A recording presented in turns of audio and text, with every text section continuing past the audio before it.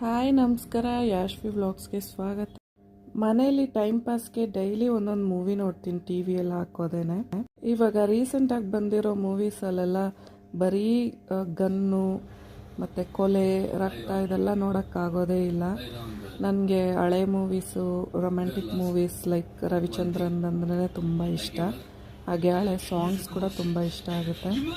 So ಇವತ್ತು ಶುಕ್ರವಾರ ಪೂಜೆ ಎಲ್ಲ ಮುಗಿಸಿದ್ದೀನಿ. ಬೆಳಗ್ಗೆನೆ ಮುಗಿಸಿ ಊಟ ಮಾಡಿಕೊಂಡು ಮೂವಿ ನೋಡ್ಕೊಂಡು ಕೂತಿದ್ದೆ.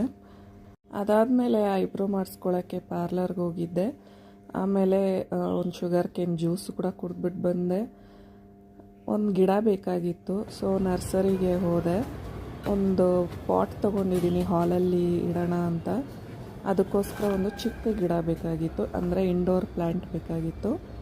ಸೊ ಇವತ್ತು ಶುಕ್ರವಾರದ ರಂಗೋಲಿ ಈ ಥರ ಇದೆ. ಮಂಗಳವಾರ ಶುಕ್ರವಾರ ನಾನು